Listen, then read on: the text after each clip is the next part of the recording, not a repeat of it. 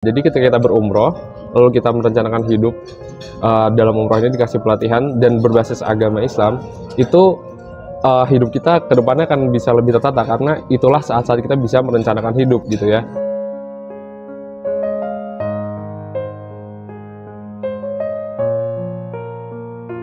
Oke, assalamualaikum warahmatullahi wabarakatuh.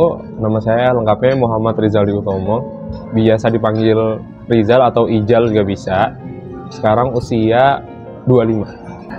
Di SHO itu kan ada yang ditekankan masalah proposal hidup gitu, Mas. Iya. Jadi tentang bagaimana merancang doa, merancang keinginan, merancang takdir yang diajukan ke Allah nanti di tanah suci gitu. Betul.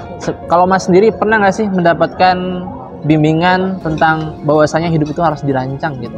Oke. Jadi kalau hidup harus dirancang itu pernah dulu pas di kampus. Cuman di SHO ini itu bisa lebih komprehensif ya.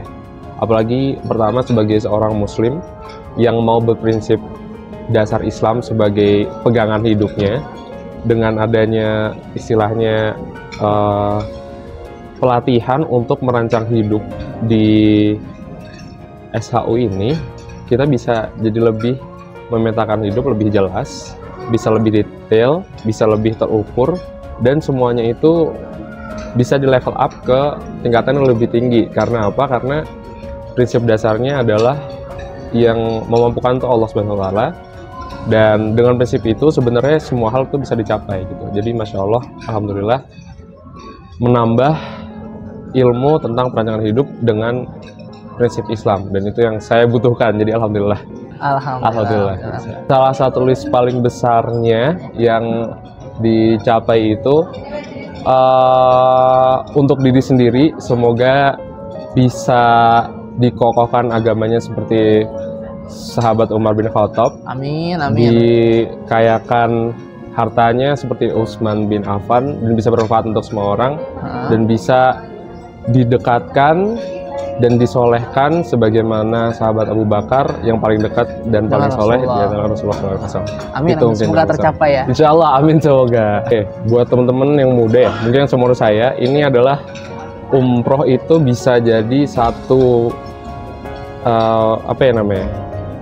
tapakan untuk selanjutnya, karena kan kita di umur-umur saya ini setelah sekolah ya dan bekerja. Jadi ketika kita berumroh, lalu kita merencanakan hidup dalam umroh ini dikasih pelatihan dan berbasis agama Islam, itu hidup kita ke depannya akan bisa lebih tertata karena itulah saat-saat kita bisa merencanakan hidup gitu ya. Kalau misalnya teman-teman yang masih belum memiliki pasangan, bisa berencana request pasangan. Iya, request pasangannya, request anaknya seperti apa. Jadi nanti dalam prosesnya bisa dimudahkan, dan mimpi-mimpinya itu masih panjang. Jadi mimpi-mimpi untuk bisa membangun misal negara dan sebagainya itu masih panjang.